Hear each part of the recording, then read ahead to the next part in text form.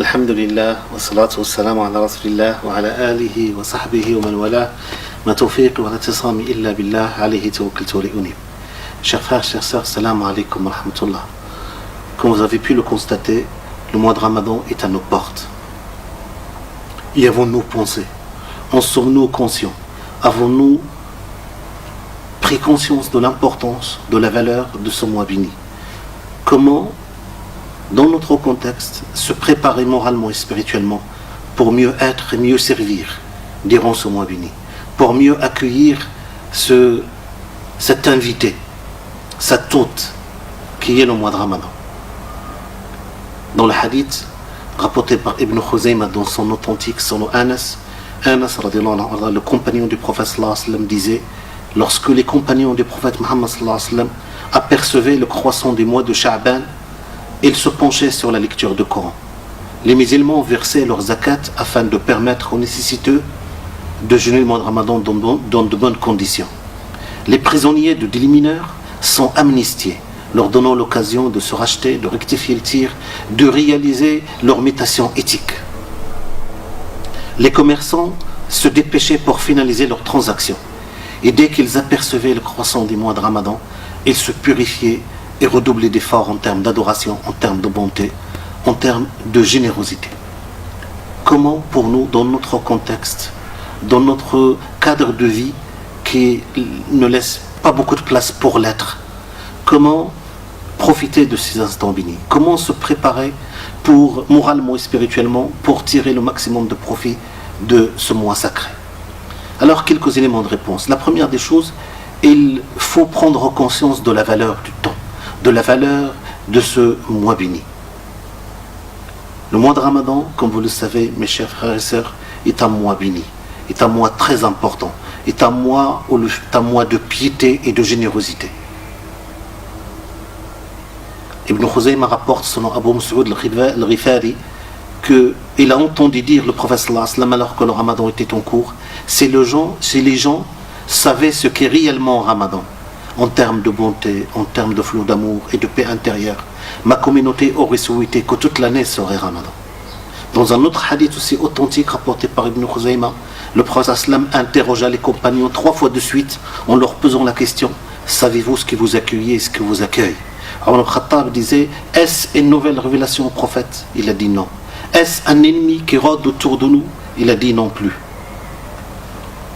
Et quoi au prophète? Et le prophète sallam disait: à la première nuit du mois de Ramadan, Dieu absolue le péché de tous ceux qui se revendiquent de cette qibla. Il l'a désigné de sa main. C'est un grand privilège, mes chers frères et sœurs, de se savoir visé par ce hadith. C'est un grand privilège d'être destinataire de cette lettre de vérité. Deuxième point, deuxième élément de réponse, il faut avoir une bonne intention et être sincère. Vous savez, le fidèle magnifie l'intention. Le fidèle dévoué donne à l'intention toute son importance parce qu'il sait pertinemment que l'intention est l'âme de tout acte d'adoration et la quintessence de tout acte d'adoration. Dans le hadith authentique rapporté par Bukhari et Muslim selon Omar al-Khattab, les actes ne valent que par les intentions qui les animent et chacun aura selon sa visée. Et qui plus est, le mois de Ramadan, une grande adoration, une des adorations les plus agréables à Dieu subhanahu wa ta'ala, nous devons avoir une intention plus que sincère. C'est pour cela que dans le hadith authentique chez le Bukhari et Muslim, selon Abu Huraira, le prophète sallallahu alayhi wa sallam disait: celui ou celle qui jeûne le mois de Ramadan, mu par la foi et comptant sur la récompense divine, verra tous ses péchés absous. En troisième lieu, mes chers frères et sœurs, il convient d'avoir une relation particulière avec le Coran. Le mois de Ramadan, c'est le mois du Coran par excellence. C'est le mois où le Coran fait révéler. Et les prières que nous faisons, de Tarawih, que nous faisons pendant le mois de Ramadan, c'est une sorte de célébration de la descente du Coran durant ce mois béni. Et c'est pour cela que le prophète Muhammad sallallahu alayhi wa sallam révisait le Coran avec l'ange Gabriel durant le mois de Ramadan. Et l'année de sa mort, il l'a fait 2 fois de suite. En quatrième lieu, mes chers frères et sœurs, quatrième élément de réponse, je dirais qu'il faut être et témoigner. Être pour les fidèles, c'est d'abord la présence à Dieu. Le fidèle vaut son existence à Dieu jusqu'à ce qu'il porte en lui tous les fruits de la bonté, de la générosité. c'est relever à la lumière de la spiritualité le défi de l'amour, amour de Dieu, amour des êtres.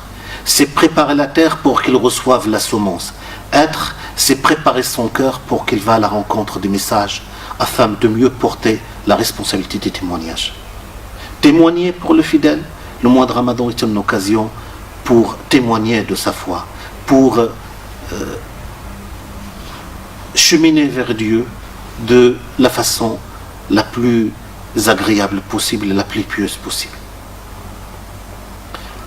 En dernier lieu, mes chers frères et sœurs, je dirais qu'il faut avoir bon cœur. Avoir bon cœur, c'est un cœur qui est habité par l'amour de Dieu et l'amour du prophète Mohammed sallallahu alayhi wa sallam.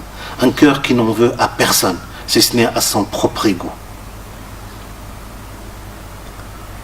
Entretenir les liens de parenté, entretenir les liens de fraternité, renouer les liens, renforcer les liens, vivre l'amour, éradier l'amour, rayonner d'amour, ce sont des valeurs que nous devons vivre et partager et transmettre durant ce mois béni. Et en conclusion, je dirais, mes chers frères et sœurs, que chacun et chacune d'entre nous, durant ce mois béni du mois de Ramadan, on doit déployer les efforts nécessaires afin de s'attirer la miséricorde de Dieu et les grâces divines. De déployer les efforts nécessaires pour réaliser la plus royale des victoires, la victoire sur nous-mêmes. Pardonner à ceux qui nous ont fait des torts, dépasser, ne pas s'opposer, pardonner, soutenir, aider, sourire, porter assistance. Que nos actes durant ce mois béni ne soient rien d'autre que la conséquence immédiate de notre amour pour Dieu et notre amour pour le prophète Mohammed sallallahu alayhi wa sallam. Wassalamu alaikum wa rahmatullah.